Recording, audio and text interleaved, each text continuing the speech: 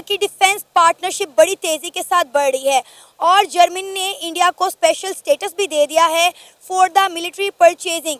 Germany के मुंह में पानी आता है जब इंडिया फ्रांस से बहुत सारा असला खरीदता है, लिहाजा जर्मनी इस कोशिश में लगा हुआ है कि इंडिया जो है जितना भी असले की परचेजिंग है वो फ्रांस की बजाय जर्मनी से करे।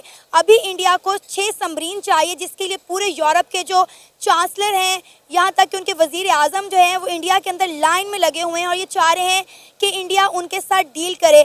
आज के इस दौर में पूरी दुनिया इंडिया की तरफ भाग रही है, इंडिया की तरफ दौड़ रही है, क्योंकि हर मुल्क ये चाहता है कि वो इंडिया के साथ ट्रेडिंग करे, इंडिया के साथ डीलिंग करे, इंडिया के अंदर इन्वेस्टमेंट करे। इसीलिए जर्मनी ने इंडिया को स्पेशल स्टेटस भी दे दिया है for the military purchasing. India ने इसके ऊपर काम किया है, इंडिया ने अपने आप को इतना कैपेबल किया है कि दुनिया उसके पास आए। उसने वो एक बहुत बड़ी मार्केट है, वो 2 अरब की मार्केट है। 2 अरब की मार्केट कौन छोड़ेगा? हर मुल्क चाहता है कि वो 2 अरब की मार्केट को कैप्चर करे। चाइना वहाँ पर कामयाब नहीं हो सका क्योंकि इंडिया ने पॉलिसी ऐसी बनाई कि buy Indian be Indian buy India. India के फंडामेंटल इश्यूज काफ़ी हद तक रिजॉल्व हो चुके हैं। अगर मैं पॉवर्टी की बात करूँ तो पहले कहा जाता था वो बहुत पीछे, बट अभी तो पॉवर्टी काफ़ी हद तक रिजॉल्व हो गई है।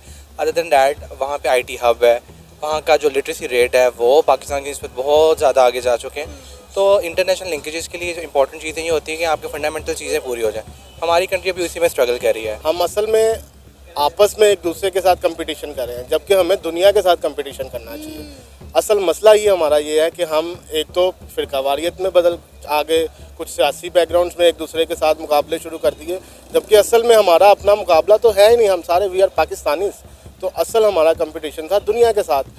हम दुनिया के साथ compete कर ही नहीं रहे। पूरी दुनिया उसकी तरफ आ रही है तो जर्मनी क्यों नहीं आएगा? जर्मनी चाहता है कि वो अपनी चीज़ें वहाँ पर भेजे, और जर्मनी जो है वो छोटी चीज़ें तो नहीं बना रहा। जर्मनी का आप देख रहे हैं कि जितनी भी बड़ी मशीनरी है, ऑडी है, BMW है, मर्सिडीज़ है, सारी जर्मनी बनाता है। और असला बना रहा है, टैंक बना रहा है, सबमरीन बना रहा है। तो उसके लिए तो एक सबसे बड़ी मार्केट है इंडिया, जहाँ पर वो सेल कर सकता है। ठीक है, दूसरे पाकिस्तान है। पाकिस्तान से अगर कोई ऑफर भी करेगा तो वी विल आस्क देम कि यार हमें इसको क्रेडिट पे दे दो और हम 100 साल बाद पेमेंट कर देंगे। और जो हमारी क्रेडिबिलिटी है शायद हम पेमेंट भी ना करें। पोलियो है, हम लोग जानबूझ के ख़त्म नहीं करते क्योंकि हमें पता है कि हमें US एड्स मिलती है, तो वो अब हम ख़त्म ही नहीं करते ताकि वो आती रहे हमारे तक और हम लोग उसी को यूटिलाइज़ करते रहें। इस तरह के ना कुछ मेजर इशूज़ है, ये बहुत बड़े इशूज़ हैं।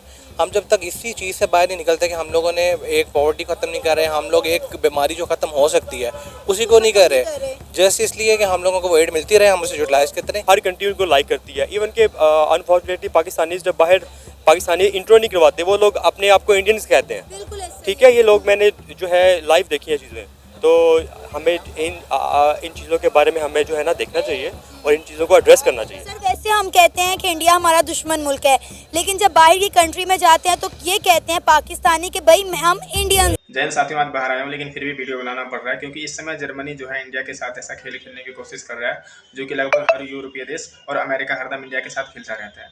जब भी इनको इंडिया को मिसाइल बेचना पड़ता है तब भी ये है इंडिया को कुछ ना कुछ लालच देने में लगा रहता है। जर्मनी तो वो देश है जो कि इंडिया को हमेशा वो नीचे दिखाने की कोशिश में ज़्यादातर रहता है, लेकिन जब इनको पैसे कमाने का अवसर मिलता है तो फिर ये इंडिया के साथ होने की सोच लेता है। और ये सिर्फ जर्मनी की बात नहीं है, ये यूरोपीय देश जितने भी है और अमेरिका जितने भी देश हैं। लेकिन इस समय इंडिया भी बहुत ही ज़्यादा होशियार है।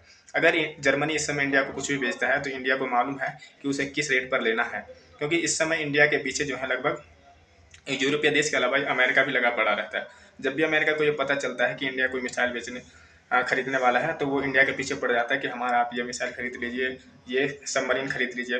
और जब इनको ये खबर पता चला कि इंडिया इस समय सबमरीन बेचने वाली है तो जर्मनी इन समय माहिर है और जर्मनी को पता है कि इंडिया अगर ये खरीदेगा तो सस्ती डील की बात करेगा, जिस कारण इस समय वो अफवाहें पर अफवाहें फैलाए जा रहे हैं कि इंडिया को वो स्पेशल स्टेटस देंगे। इस तरीके से बातचीत करते रहते हैं, जबकि असल में इंडिया के जो ट्रू फ्रेंड है वो आपको ब्रिक्स में 1-2 देश दिख गए। इंडिया ने अपनी फॉरेन पॉलिसी के ऊपर बड़ा काम किया। उन्होंने 1990 में एक पॉलिसी बनाई थी और उसके ऊपर वो अभी तकरीबन 35 साल से उस पर चल रहे हैं। उन्होंने अपने मुल्क में इन्वेस्टमेंट को जो है वो इंक्रीज़ किया, इन्वेस्टमेंट फ्रेंडली बनाया, बाहर से इन्वेस्टर्स को लेकर आए, उनको फ़ायदा दिया। आप ये देखें कि मर्सिडीज़ है, BMW है, एप्पल है, बड़ी बड़ी जितनी भी कंपनीज हैं वो ऑलरेडी इंडिया में आके असेंबल कर रही हैं। इंडिया में आके उन्होंने प्लांट लगा लिए हैं। तो उसकी वजह ये है कि वहाँ पर एक तो लेबर सस्ती है, दूसरा इंडिया की जो फॉरेन पॉलिसी थी, इंडियन की फॉरेन मिनिस्ट्री ने बड़ा काम किया। आप ये देखें कि जब भी आप किसी भी मुल्क में अगर कहीं मैन पावर की ज़रूरत है तो इंडिया को पहले ही पता होता है कि वहाँ पर 3 साल बाद इस कैटेगरी के लोगों की रिक्वायरमेंट होगी।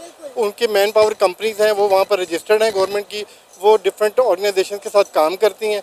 उसके बाद वो अपने लोगों को बताती हैं अपने इंडिया में कि इतने लोग प्लम्बर आप बनाएं, इतने लोग इलेक्ट्रिशियन तैयार करें, ताकि जब 3 साल बाद इस मुल्क को इसकी रिक्वायरमेंट होगी तो सिर्फ इंडियंस ही वहाँ पर जाएंगे। और आप ये देख लें कि इस वक्त पूरी दुनिया में इंडियंस को प्रमोट किया जा रहा है। इंडियंस जा रहे हैं क्योंकि वो स्किल्ड हैं, उनको ऑलरेडी पता है कि किस मुल्क में किस चीज़ की रिक्वायरमेंट है। हमारे यहाँ पर किसी तरह का कोई फोकस नहीं है गवर्नमेंट इसके ऊपर फोकस नहीं करती। हमारी मैन पावर कंपनीज़ नहीं है, गवर्नमेंट की कोई किसी भी किस्म की इन्वॉल्वमेंट नहीं है। आप ये देखें कि दुबई से पाकिस्तानी डिपोर्ट हो रहे हैं, हमारे लोगों को वीज़ा नहीं दिया जा रहा। हमारे कैपेबल लोग हैं जो ग्रेजुएट्स हैं, मास्टर्स हैं, उनको वहाँ पे जॉब मिल जाती है, लेकिन जब वो वीज़ा अप्लाई करते हैं दुबई में तो वीज़ा रिजेक्ट हो जाता है और अल्टीमेटली उनको पाकिस्तान